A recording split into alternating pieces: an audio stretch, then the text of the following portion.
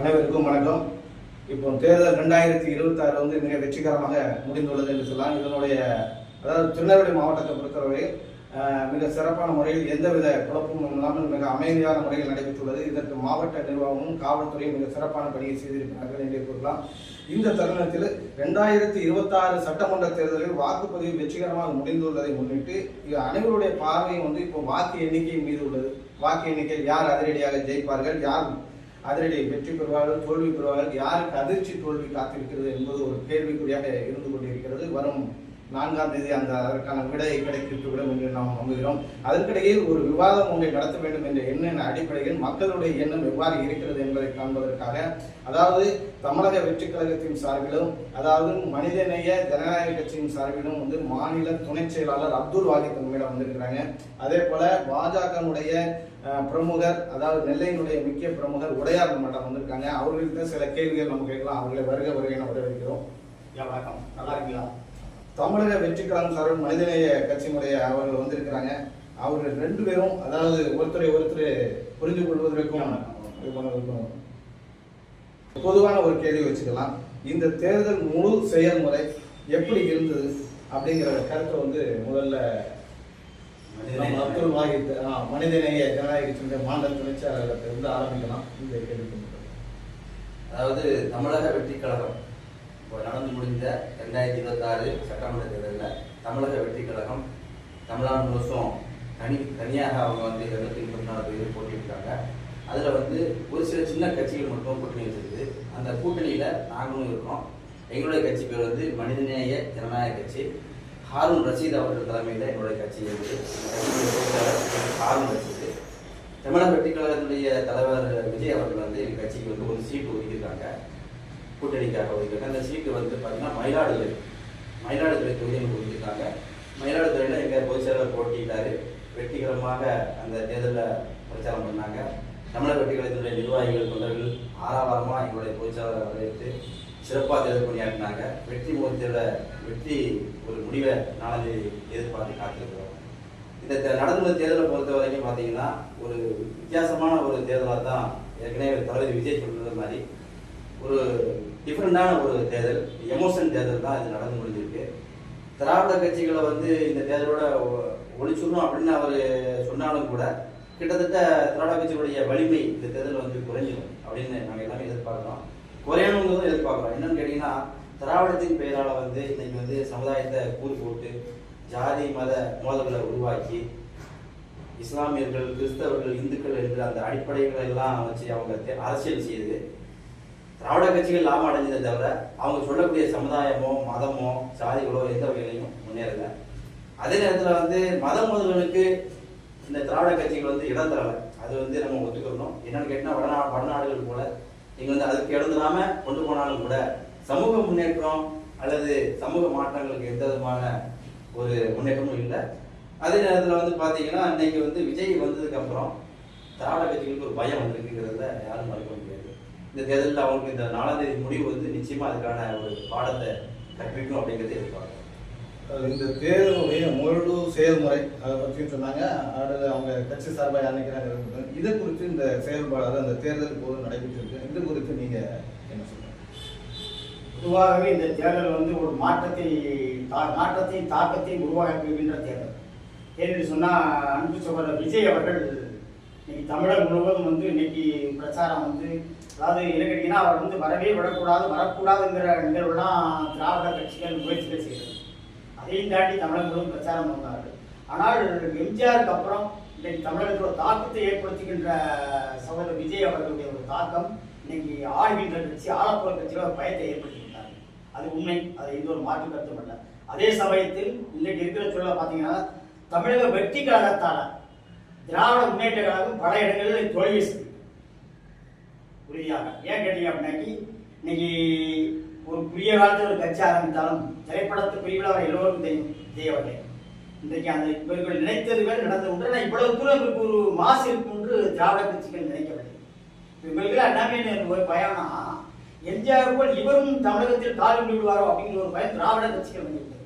நாங்கள் திராவிட கட்சிகளே வேறொன்று எடுக்கணும்னு சொல்லிட்டு இருக்கிறோம். அதாவது தேசிய கட்சி, நீங்க சுத்தமாக சொல்லப்போனா இன்னைக்கு தேசிய கட்சி பாரதிய ஜனதா கட்சி வந்து இந்த திராவிட கட்சிகள் நினைச்சுனாக்கி அவங்க கிட்ட வந்து அவங்க உள்ள வந்துடக்கூடாது, அதாவது ஒரு பயமுறுத்தல், ஒரு அச்சம், ஒரு மதம் போதில திராவிட சித்தாந்த திராவிட கட்சிகள் உருவாக்கி கொண்டிருக்கிறது. அதற்கு நாங்கள் வந்து இப்போ இஸ்லாமியர் கட்சி நீங்கள் பார்த்தீங்கன்னா இஸ்லாமியர்கள் இன்னைக்கு இந்தியாவில் பாதுகாப்பாக இருக்கு. இப்போ உலகம் முழுவதும் ரம்ஜான் கொண்டாடலை, இந்தியாவில் ரம்ஜான் கொண்டாடினாங்க. அப்போ இவரோட மோடி அரசு வந்து இஸ்லாமிய எதிரான கட்சியா, சிறுபான்மைக்கு எதிரான கட்சியா?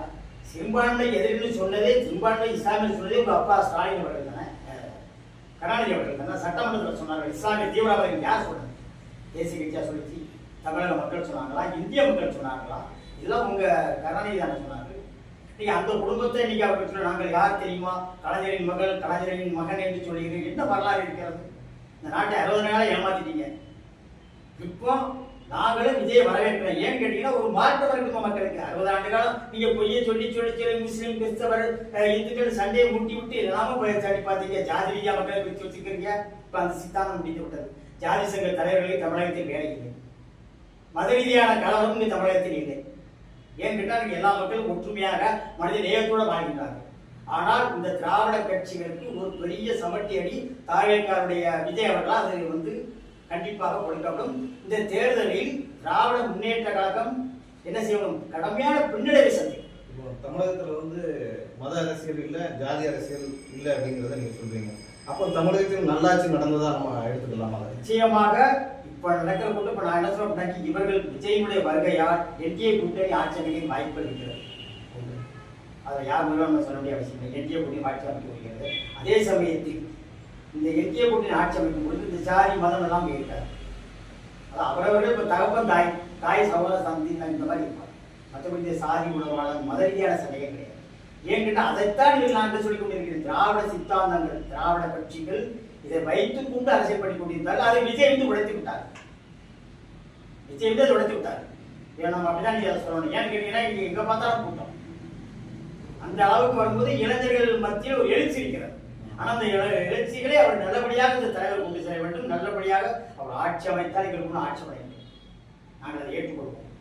சரிதான். அப்போ இந்த தேர்தலில் இளைஞர்கள வாக்கு வந்து யாருக்கு சென்றது தெரியுமா? அதாவது தமிழக வெற்றி கழகத்தினுடைய வாக்குகள் வந்து திமுகவுடைய வாக்குகளை பாதி இருக்கிறார். திராவிட முன்னேற்ற கழகத்துடைய ஏன்னு கேட்டீங்கன்னா கிறிஸ்தவர்கள் அனைவருமே இன்னைக்கு விஜய் பக்கம் இருக்கிறார். அப்ப இவர்களுக்கு அது பிடிக்காமல் தானே.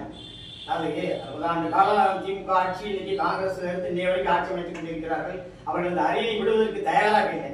ஆனால் விஜய் என்கிற ஒரு வந்த உடனே இவங்க கிடைச்சாங்கன்னாக்கி என்னெல்லாமோ கடைசி லெவலில் படி பார்த்தாங்க. அங்க நிப்பாட்டி பார்த்தாங்க, எல்லா இடத்துக்கும் ஒரு பிரச்சாரம் வந்தாங்க. இப்போ தேசிய கட்சியாளர் நாங்கள் பிரச்சாரம் வரக்கூடாது நாங்கள் சொல்லல. திமுக மறுத்தது இவர் பிரச்சாரம் வரக்கூடாதுன்னு சொல்லி திராவிட முன்னேற்ற கழகம். ஆனால் மற்றவர்கள் எல்லாமே ஆதரித்தார்கள். அதே சமயத்தில் இந்த தேர்தல் தாவேகாவால் திராவிட முன்னேற்ற கழகம் பின்னடைவு செய்யும். அப்ப இளைஞர்கள் ஓட்டு பெரும்பாலும் தாவேகாவை போன்ற இளைஞர்களுடைய எழுச்சி அதிகமா இருக்கு. ஆனா வாக்கு போச்சுங்கிறது நீங்க வீட்டுக்கு பொதுவாக நம்ம கண்டதை சொல்றோம். வீட்டு விட்டு வெளியே வந்தோம்னாக்கி பேரன் தாத்தாவை சொல்றான், தாத்தா விஷயத்துக்கு ஒரு ஓட்டு போடும். இது ஒரு பெரிய மாற்றம். நான் இருக்கிற போயிலே நடந்தது.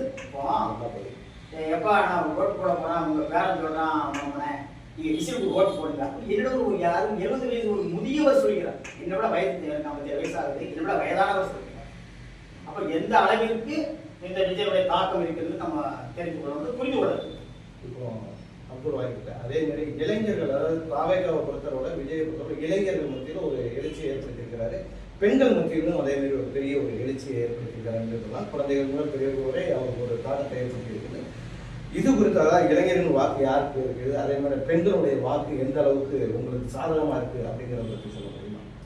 நிச்சயமா நாங்கள் பிரச்சாரத்துக்கு போகும்போது பார்த்தீங்கன்னா இப்போ நடந்து தேர்தலில் பார்த்தீங்கன்னா தமிழ்நாடு முழுசுமே திமுக இருந்தாலும் சரி அதிமுக இருந்தாலும் சரி மக்களை திரட்டுறதுக்கு பணம் கொடுத்து தான் திரட்டுறாங்கிறது வெளிப்படையாக ஆகிடுச்சு. கடந்த காலங்களில் கொஞ்சம் ரகசியமாக இருந்தது. கடந்த காலங்கள்லாம் பணம் கொடுத்தாங்க வெளியே சொல்லவும் மாட்டாங்க, வாங்கணும்னு சொல்ல மாட்டாங்க, கொடுக்குறது தெரியாது. சும்மா எவ்வளோ கிடைக்கும், நீங்கள் 500 ரூபா கொடுத்தீங்கன்னா அங்கே வர அங்கே 1000 ரூபா தராங்க, அங்கே படம் கேட்குற அளவுக்கு ஆகிப்போச்சு.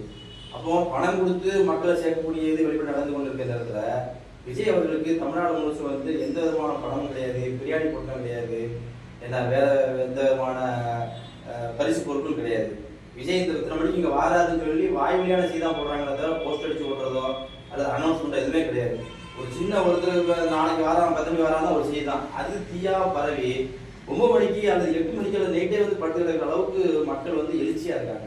இப்போ திருநெல்வேலிக்கு வந்து விஜய் வந்தாரு, விஜய் வந்து இத்தனை மணிக்கு வாராருங்கிற செய்தி காது வழி செய்தி தான் வந்தது. ஆனால் ராத்திரியே மக்கள் வந்து அந்த அண்ணார்பேட்டை அப்புறம் கேடிஸ்லாம் வந்து மக்கள் உட்கார்ந்தாங்க. வெயில் கொடுமையான வெயில்.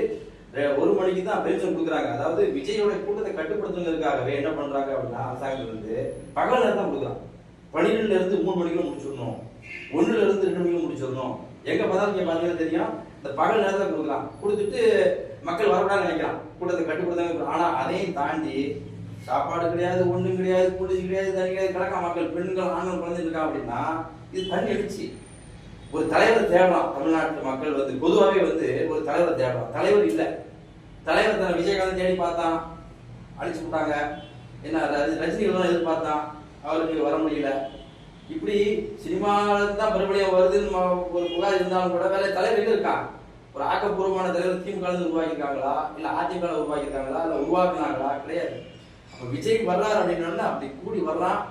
விஜய் கண்டிப்பா வந்து இவர் அனுபவம் இல்லை அப்படின்லாம் சொல்லலாம். ஆனா 30 வருஷமா அவர் வந்து உள்கட்டமைப்பை சீர்படுத்தியிருக்காரு.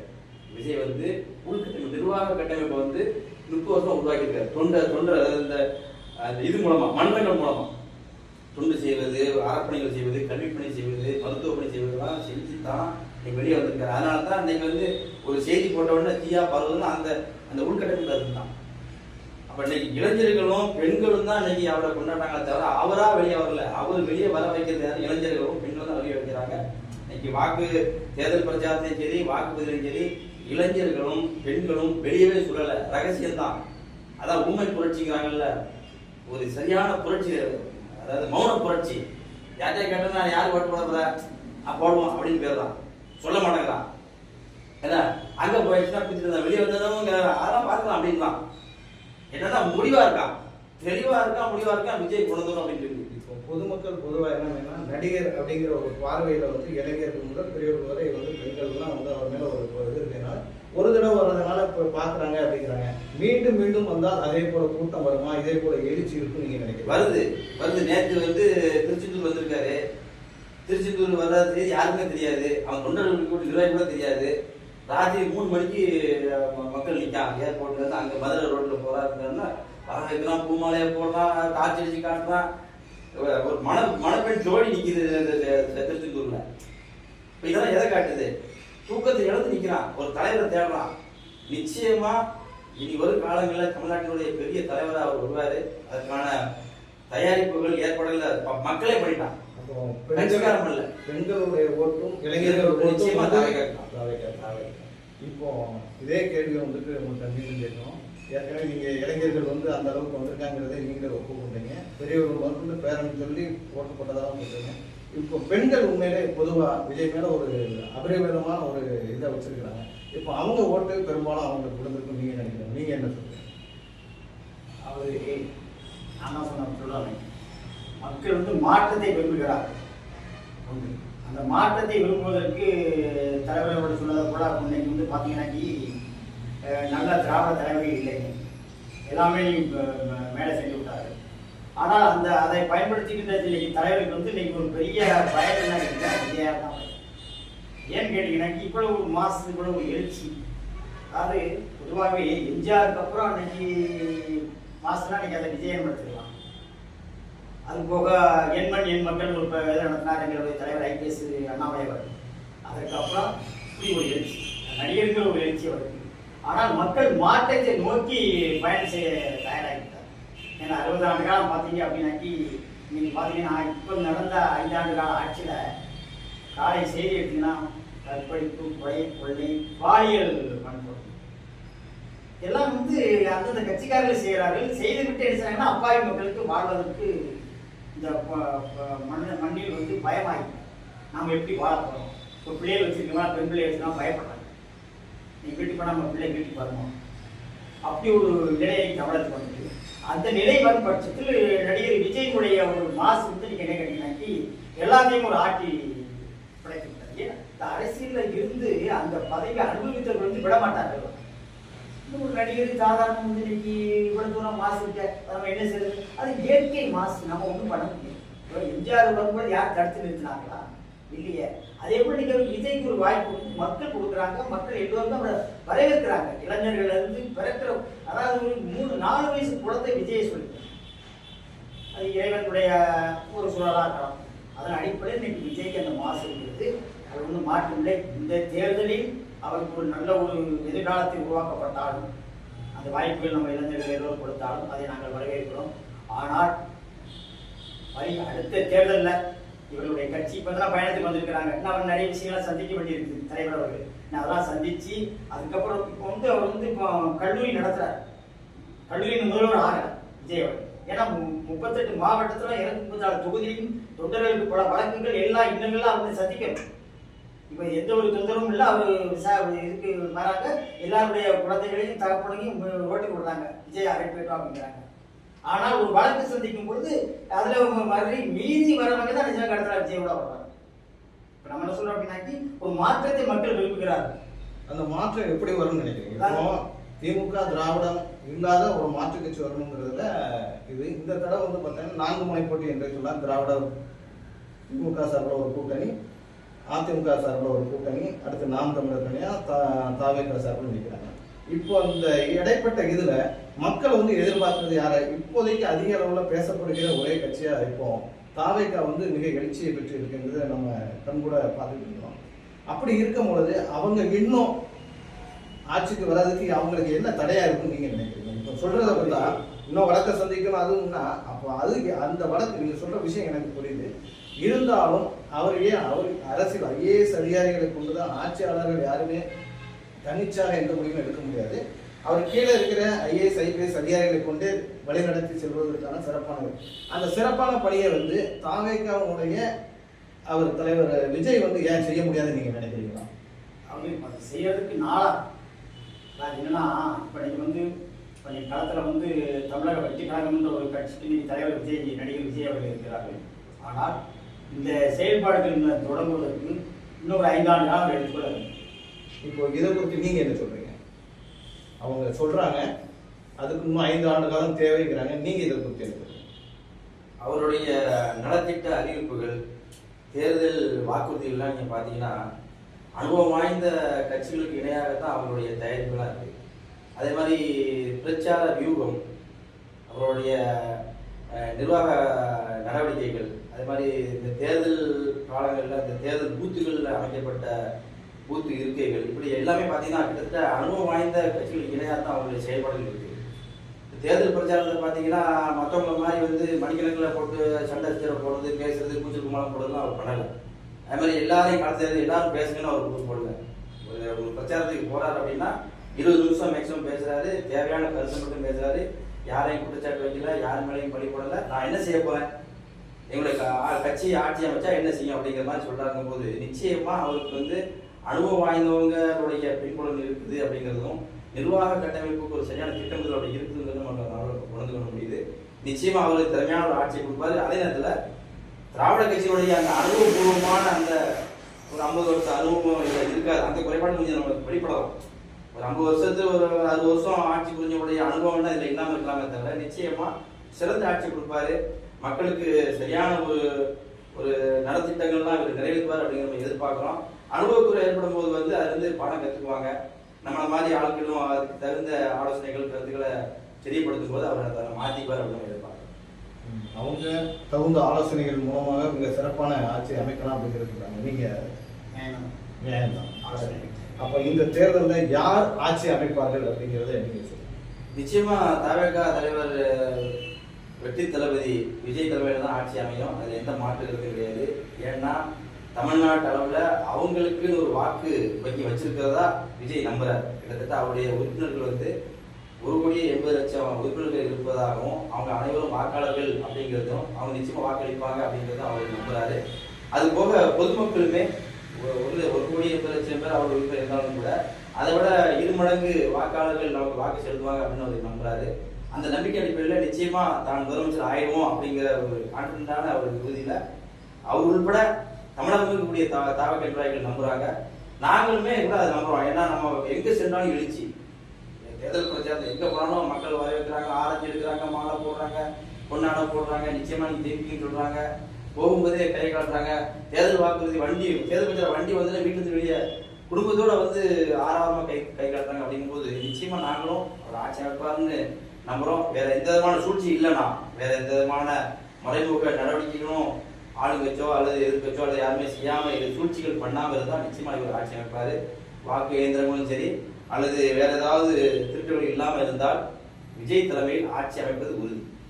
உங்கள் கட்சி எத்தனை தொகுதிகளில் வெற்றி பெறும் நீங்க நினைக்கிறீங்க? தமிழக வெற்றி கழகம் கூட்டணி கட்சி, அதாவது கூட்டணியோட இருக்கிறவங்க வந்து நிச்சயமா ஒரு 150 தொகுதிக்கு மேல நம்ம வெற்றி பெறுவோம்னு நம்ம எதிர்பார்க்கிறோம். திருவாரூர் பெரும்பான்மை ஆக்சுவலா 124 தாண்டிட்டாலே நமக்கு பெரும்பான்மை வந்து 120 தாண்டும் போது அப்போ 180க்கு மேல போயிட்டுங்கிற ஒரு பெரும்பான்மை மட்டும் கண்டிப்பா இருக்குன்னு நினைக்கிறீங்க.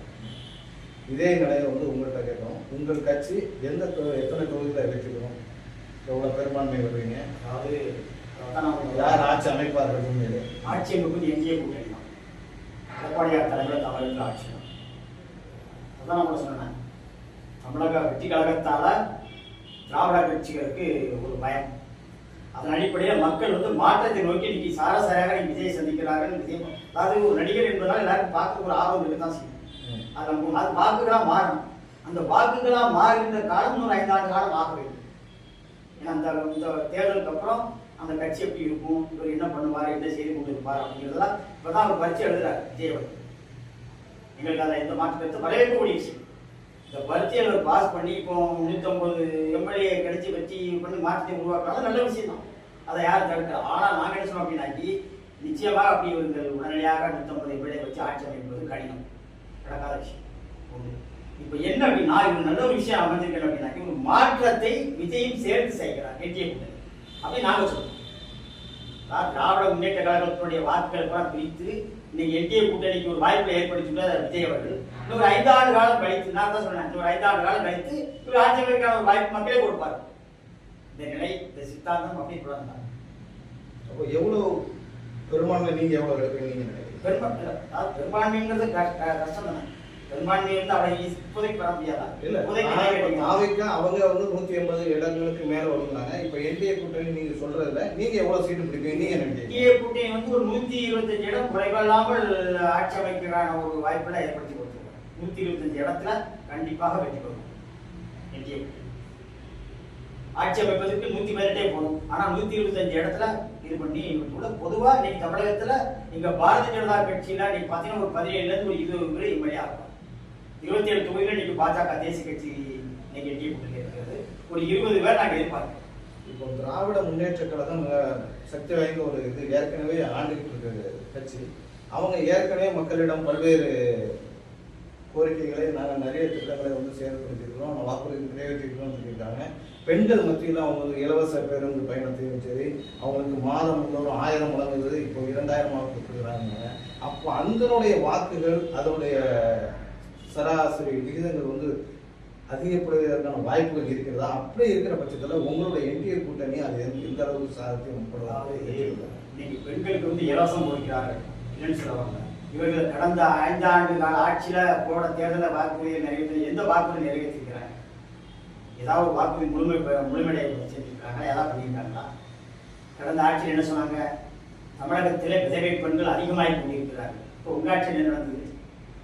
எந்த பிராந்திகளை நிப்பாட்டி, எந்த ஃபேக்டரி நிப்பாட்டி மக்களுக்கு குடிப்பதற்கு தனியாக சென்னையில் பார்த்தீங்கன்னா இன்னைக்கு ஒரு கட்சி இன்னைக்கு தமிழகத்தை ஆட்சி செய்யணும் மத்திய அரசு இணக்கமாக இருந்து பண்ணி மத்திய அரசு கொடுக்கின்ற நாடாத்திட்ட உதவிகள், மத்திய அரசு கொடுக்கின்ற நிதிகளை வாங்கி தான் அந்த கட்சி நடத்தணும் தமிழகம். இது வரைக்கும் கிட்டத்தட்ட தமிழகத்துக்கு 10 லட்சம் கோடி மேல வழங்கப்பட்டிருக்கு. இந்த 10 லட்சம் கோடி எங்கே இருக்கிறது? யாருக்கு நீங்க என்ன செஞ்சிருக்கீங்க? திமுக மத்திய அரசு நிதி வரலை, நம்ம ஜிஎஸ்டி பணம் அந்த போன்ற விஷயங்கள்லாம் இன்னும் அவங்களுக்கு பேலன்ஸ் இன்னும் வரல அப்படிங்கிற ஒரு கருத்து. ஜிஎஸ்டியுடைய வரிமுறை என்ன பாக்கிட்டு நாங்க தான் கேட்டாச்சு. அவங்களுக்கு என்ன கொடுக்க அனைத்தும் உங்களுக்கு கொடுத்துருக்கிறோமே. யாரும் அம்மா பிள்ளை அதுக்கான வரசெலவு தாங்கன்னா தமிழக செயலாளர் அதை செய்யணும்ல, பிரதமருக்கு கொடுக்கணும்ல, மத்தியில் இருக்கிற ஆட்சிக்கு. ஆமா இருந்தாங்க நீங்க நீங்க ரூபாய் கொடுத்துருக்கீங்க, 48 பைசா செலவு மீதி ரூபாய் தான் இருக்குது. நீங்க மக்களுக்கு ஒண்ணுமே கொடுக்குறீங்க. அதாவது எத்தனை லட்சம் கோடி கொடுத்தா நீங்க இந்த பணத்தை என்ன செஞ்சீங்க? மக்களுக்கு என்ன செஞ்சீங்க? பூரா நீங்க ஸ்டிக்கர் ஒட்டிக்கிறீங்க, பூரா நீங்க ஸ்டிக்கர் ஒட்டிக்கிறீங்க. எவ்வளவு சாலைகள் நமக்கு எத்தனை பாலங்கள் கொடுக்கப்பட்டிருக்கிறது, எவ்வளவு இன்னைக்கு ரயில் போக்குவரத்துகள் எப்படி இருக்கிறது, தரவழி சாலைகள் எடுத்துக்கிடுங்க, இன்னைக்கு மருத்துவத்தை எடுத்துக்கிடுங்க, தமிழகத்தில் எய்ம்ஸ் மருத்துவமனை எடுத்துக்கிட்டு எவ்வளவு திட்டங்கள் இன்னைக்கு தமிழகத்தில் வந்திருக்கிறது, கல்வி எடுத்துக்கிடுங்க, ஏழை பெண்களுக்கான நிதிகளை எடுத்துக்கிடுங்க. மத்திய அரசு கொடுக்குற எந்த திட்டத்தையுமே நீங்க மறைத்து நீங்க ஸ்டிக்கரியா விட்டுருங்க. பொதுவாகவே ரேஷன் எடுக்கணும் 25 கிலோ அரிசி கொடுக்க மத்திய அரசு 15 கிலோ அரிசி கொடுக்கும், 10 கிலோ அரிசி மாநில அரசு கொடுக்கும். ஏன் நீங்க அதை ஸ்டிக்கர் விட்டுறீங்க? அப்ப நீங்க மக்கள் நினைக்கிறீங்க தேசத்திற்கு முட்டாளாக்குறீங்க, மக்கள் முட்டாளாக விரும்புறாங்க. அதுதான் நீங்க மாற்றத்தை நோக்கி தாவக்க அப்படின்னு செஞ்சுருக்கிறாங்க. இனிமேல் எங்களை ஏமாற்றம் போதும், நாங்க விஜய் மேல போய் பார்க்கணும், மக்கள் அந்த விஷயத்தை பதிவு. அதான் நீங்க இளைஞர்கள் அனைத்து விஜய் நினைக்கிறாங்க. இந்த விஜய் பின்னால இருக்குது எங்களுக்கு ஒரு நல்லது. ஏன்னா என்டிஏ கூட்டணிக்கு ஒரு பெரிய வாய்ப்பு கிடைக்கிறது. நாங்க இன்னைக்கு அப்படிதான் சொல்றோம், விஜயா இல்லை என்டிஏ கூட்டணி தமிழக ஆட்சி. இல்ல பொதுவா பார்த்தோம்னா ஒரு வீட்டிலேயே குறைஞ்சது 2-3 ஓட்டுகள் அதிக அளவில் தாவேக்காக விழுந்திருக்கிறதா கூறப்படுகிறது. அந்த சூழல்ல என்டிஏ கூட்டணி எப்படி வெற்றி பெறும்? நீங்க தாவேக்கா கூட்டணி வந்து முழுமையாக ஒரு தொகுதியில வந்து அனைத்து வாக்கு, அதாவது எத்தனை கட்சி எத்தனை ஜாதி கட்சிகளா இருக்குது. இப்போ தான் ஜாதி இல்ல மதம் இல்ல அப்படிங்கறத சொன்னீங்க. இப்போ மறுபடியும் இந்த இடத்துக்கு வரும்போது ஏன் ஜாதி தமிழகத்துடைய சித்தாந்தம் அப்படிதான் நீங்க வந்து திராவிட கட்சியை வைத்திருக்கேன். திராவிட கட்சிகளே வேண்டாங்கிறதுக்காக தான் தாவேக்காவே அது உருவாகி அது ஒரு பெரிய மாதிரி உருவாக்கி சரி. திராவிட கொள்கைக்கு இன்னும் மறையலாங்க. திராவிடத்தை என்ன மறைச்சிருக்கோம்? உண்மை இன்னும் பொய்யான திராவிடம் தான் இருக்குது. அதான் கூட சொன்னா இஸ்லாமியருக்கு பாதுகாவலர் நாங்கள் இஸ்லாமிய சொன்னீங்க ரைட்டு. அந்த இஸ்லாமியர்கள் நீங்க உங்களுடைய கட்சியில ஏன் நீங்க பதவி கொடுக்க மாட்டேங்கிறீங்க? உங்க குடும்பமே ஒரு கட்சியில உட்கார்ந்துட்டு இருக்கீங்க 60 ஆண்டு காலமாக. ஏன் நாங்க இஸ்லாமியர் பாதுகாவலர், நாங்க இஸ்லாமியர் நாங்க பாதுகாக்கிறோம், ஏன் நாங்க தேசியத்தை பாதுகாக்கலையா? உங்களுக்கு என்ன இடைவெளி இருக்கு சொல்லுங்க. இஸ்லாமியர்கள் வருது, அதை பத்தி நீங்க என்ன நினைக்கிறீங்க? தாவேக்கா வந்து எழுச்சி பெறுவது அப்படிங்கிற ஒரு விஷயம் இருந்தா கூட அதை ஏற்றுக்கிட்டா கூட, ஆனால் அது வர்றதுக்கான வாய்ப்பு இல்லை. ஆனாலும் இன்னும் காலதாமதமாகும் அப்படிங்கிற கருத்தை வந்து வலியுறுத்துறாங்க. நீங்க திராவிடர்களுக்கு மாற்றாக தாவேக்கா வந்துச்சு. அப்போ அந்த சூழலில் நீங்க உங்களுடைய நிலைப்பாடு என்ன? தமிழ்நாட்டில் வந்து ஒரு மிகப்பெரிய மாற்றம் நடக்க போகுது அப்படிங்கிறத நம்ம எல்லாம் பார்த்துட்டு இருக்கோம். இப்போ விஜய் கட்சி ஆரம்பிச்சதுலேருந்து அந்த விவாதங்கள் வந்து விஜய் தலையிடாமலேயே மக்களாவே விவாதங்களும் டிவிகள்லையும் பண்ணி பார்க்கலாம். அப்போ ஒரு பெரிய மாற்றம் நிகழப்போகுது அப்படிங்கிறது தேர்தலுக்கு முன்னாடியும் சரி தேர்தலுக்கு முடிஞ்சதுக்கப்புறம் நம்ம பார்க்கலாம். இதுக்கப்புறம் நம்ம வந்து அவங்கவுங்களுடைய கட்சியை சார்ந்து அவங்களுடைய கொள்கை சார்ந்து கருத்துக்களை வைப்பாங்க. இப்போ திமுக பேசிங்கன்னா நாங்கள் தான் ஆட்சி வைப்போம், அதிமுக தோற்றுரும் தாக்கல் தோற்றுன்னு சொல்லுவாங்க. அப்போ அவங்கவுங்க பார்வையில் அவங்களோட வலிமையை வெளிப்படுத்த தான் செய்வாங்க. அதை மாற்றுறது கிடையாது. எதுவாக இருந்தாலும் 4ஆம் தேதிக்கு அப்புறம் தான் நம்ம ஒரு உறுதியான ஒரு நிலைப்பாடுக்கு வர முடியும். நாங்கள் அனுபவத்தின் அடிப்படையில் நாங்கள் தீர்மானம் சொல்கிறோம். தோழர் வந்து அவங்க விருது பிரச்சாரத்தில் அவங்க கண்ட காட்சிகள் அவங்களுடைய அனுபவத்தை வச்சு அவங்க ஆட்சேபம் சொல்கிறாங்க. திமுக தான் அதை சொல்லுவாங்க. எதுவாக இருந்தாலும் மக்களுடைய முடிவுக்கு இன்னொரு 4 நாள் தான் இருக்குது. 4ஆம் தேதிக்கு அப்புறம் மறுபடியும் நம்ம இதெல்லாம் சேர்ந்து கூடி பேசி இதை கொண்டாடுவோம் அல்லது எதிர்ப்பு தெரிவிப்போம். உங்கள் கட்சியுடைய மிகப்பெரிய பலம் எதுன்னு நினைக்கிறீங்க? மக்கள் தான், மக்கள் சக்தி, இளைஞர் சக்தி தான் மிகப்பெரிய பலம். அதுதான் இன்னைக்கு அவங்க எல்லாரையும் ஆட்சி படைக்குது. இன்னைக்கு வந்து இளைஞர்கள் தான், தாவேக்காவை மட்டும் இல்லை திமுகவே ஆட்சி படைக்குது, என்டிஏ கூட்டணி ஆட்சி, எல்லா கூட்டணியுமே வந்து இன்னைக்கு மக்கள் தான் ஆட்சி படைக்கிறாங்க. 4ஆம் தேதிக்கு அப்புறம் இந்த ஆட்சி படைப்போம் அடைஞ்சு மக்களுக்கான ஒரு ஆட்சி அமையும். இப்போ உங்க என்டிஏ கூட்டணியுடைய மிகப்பெரிய பலம் எதுன்னு நினைக்கிறீங்க? பலவீனம்ங்கிறது எதுன்னு நினைக்கிறீங்க? அதாவது எங்களுடைய பலவீனம் பலவீனம் இல்லை பலவீனம் இல்லை எங்களுக்குமே பொதுவாக சொல்றேன். எங்களுடைய கொள்கை என்ன கேட்டீங்கன்னா, நாங்கள் தமிழகத்தில் ஆட்சியாக கைப்பற்றணும், ஆட்சியை வைக்கிறது. யாரோட கூட்டணி இருந்தாலும் தெரியும். இப்போ வாஜ்பாய் கலைஞரையா கூட்டணி இல்லையா? அரசியலை வந்து கூட்டணி இங்கேயும் இருக்கும் அங்கேயும் இருக்கும். சரிங்களா? அது இருக்கும். நாங்கள் என்ன சொல்றோம் அப்படின்னாக்கி என்டிஏ கூட்டணி கண்டிப்பாக ஆட்சி அமைக்கும். பண்ணிக்கா அதை தான் அவங்களுக்கு ஆரம்பத்திலே சொல்லிட்டேன். இன்னைக்கு இவங்களுக்கு வந்து நிறைய வேலை கிடையாது. நம்ம விஜய் வந்ததுனால என்ன ஒரு பெரிய பாதிப்புனாக்கி திமுக தான் பாதிப்பு.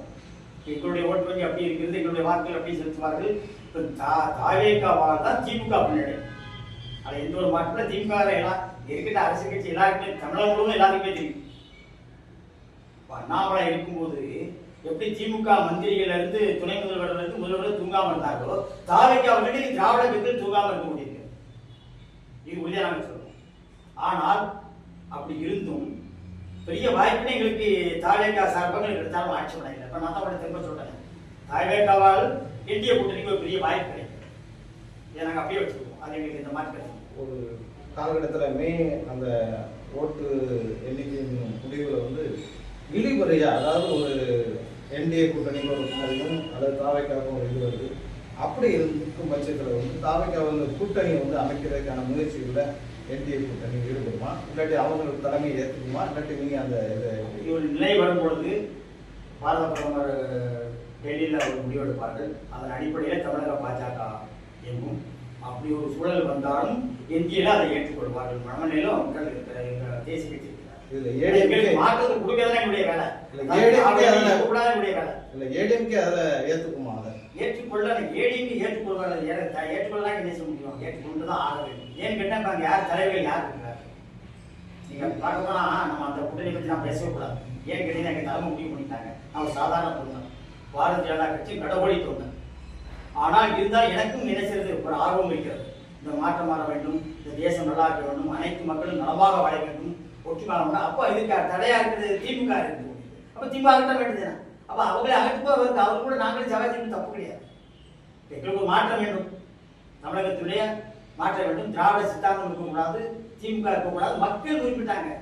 அந்த மக்கள் என்ன போயிருந்தாங்க? தாவேக்காவிற்கு அனைவரும் நீங்க சார்ந்தாங்க. இப்போ தாவேக்காவுக்கு மக்கள் அனைவரும் சார்ந்ததாக சொல்லிட்டாங்க. அவங்களும் தயார் நிலையில் இருக்கிற மாதிரி கூடுறாங்க. இந்த சூழ்நிலையில் உங்களுடைய நிலைப்பாடு என்னவா இருக்குன்னு நினைக்கிறீங்க? விஜய் வந்து அவர் கொள்கையில வந்து 2 பாயிண்ட் எல்லாருமே கொடுத்தாரு. தமிழகத்தை பொறுத்த வரைக்கும் எதிரி வந்து திமுக, அரசியல் எதிரி திமுக, கொள்கை எதிரி பாஜக அப்படின்னு எல்லாருமே சொல்லியிருக்காரு. அவருடைய கொள்கையில அதான் வச்சிருக்காங்க. இப்போ கொள்கை எதிரி பாஜகன்னு வரும்போது வந்து கூட்டணியோ அல்லது ஏதோ ஒரு நிலைப்பாடு எடுக்கும்போது அந்த கொள்கை எதிரிகளுடைய கோட்பாடு அடிப்படையில் அவர் முடிவு இருக்கும். அப்போ அந்த முடிவில் வந்து கூட்டணி சாத்தியம் இல்லாத அதான் தெரியும். அதே நேரத்தில் வந்து அதிமுகவையோ அல்லது காங்கிரஸையோ இணைக்கிறது வந்து அவங்களுக்கு எந்த ஒரு மாற்று கருத்து இருக்காது. என்னன்னா அதிமுகவோட கூட்டணிக்கிறது முயற்சி பண்ணியிருக்காப்புல. அதே மாதிரி காங்கிரஸ் வரும் அப்படிங்கிறதுலாம் வந்து ரொம்ப எதிர்பார்த்துட்டு இருக்காரு விஜய். காங்கிரஸ்காரங்க கடைசி வரைக்கும் இழுபறி இந்த வேட்பாளர் அறிவிச்சு தேர்தல் பிரச்சாரம் தொடங்குறதுலாம் காங்கிரஸ் வருகைக்காக காத்திருந்துருக்காப்புல. திருநெல்வேலி கூட்டத்தில் கூட விஜய் தெரிவித்தார், காங்கிரஸ் வந்து கடைசி வரைக்கும் நமக்கு வந்து ஏமாற்றிட்டாங்க, உண்மையான காங்கிரஸ்காரங்க நம்ம கூட தான் இருக்காங்கன்னு கூட அவங்க அறிவிச்சிருக்காங்க. ஆக கூட்டணி அமைக்கும் போது வந்து கொள்கை ரீதியான ஒரு கோட்பாடுகளை பாதிக்காத அளவுக்கு கூட்டணி அமைப்பார் நினைக்கிறேன்.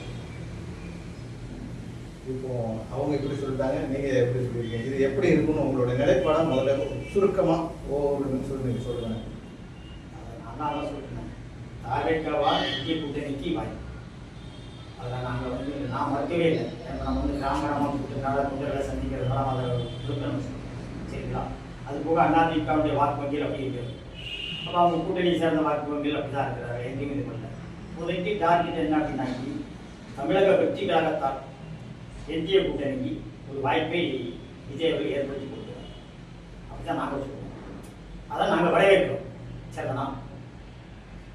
நீங்க என்ன சொல்றீங்க?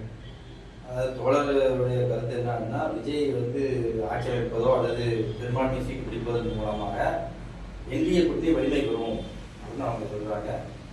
அது அவங்க திமுக கூட என்ன செய்யலாம், அப்படி அதை கருத்து சொல்லதான் செய்யலாம். இப்போ வந்து விஜய் வருகையினால அதிமுக கூட்டணி வலிமை இறக்குது அப்படின்னு சொல்லலாம். எதுவாக இருந்தாலும் 4ஆம் தேதி ஒரு வலிமையான ஒரு அதிர்ச்சிகரமான ரிப்போர்ட் காத்திருக்கு அப்படிங்கிறத மாற்றுக்கிறதுக்கு நான் ஏற்கனவே சொன்னதான் விஜய் சொன்னது தான். இது வந்து ஒரு அதிசய எலெக்ஷன். இந்த அதிசய எலெக்ஷன்ல 4ஆம் தேதி ஒரு அதிசய தீர்ப்பு வரும். அதுக்கப்புறம் யார் யார் எந்தெந்த கூட்டணியில் இருக்காங்க, எப்படி ஆட்சி அமைக்கிறத நம்ம மீண்டும் விவாதம் பண்ணுவோம். உண்மையிலே மிக சிறப்பான தருணம். அதாவது தேர்தலுக்கு பிறகு ஒரு சின்ன ஒரு விவாதத்தை நாம் தொடங்கியிருக்கோம். இந்த தாவேக்கா எந்த நிலையில் உள்ளது, பிஜேபி கூட்டணி எந்த உள்ளது. இந்த தருணத்தில் வந்து திமுக சார்பில் யாரும் வராத காரணத்தினால பொதுவான அடிப்படையில் பார்க்கும்போது அவர்கள் வெற்றி தாங்கள் தான் ஈட்டுவார்கள் என்ற கருத்தையும் சொல்லியிருக்கிறார்கள். இந்த இரண்டுக்கும் இடையில் நம்ம பார்த்தோம்னா வருகிற ஓட்டு எண்ணிக்கை 4ஆம் தேதி நடைபெறும் அந்த சூழ்நிலையில் தான் ஒட்டுமொத்த நிகழ்வும் என்ன என்பது அனைவருக்கும் தெரிய வரும். அதுவரை உங்களிடமிருந்து விடைபெறுவது எஸ். ராமலிங்கம். உங்கள் வருகைக்கு மிக்க நன்றி.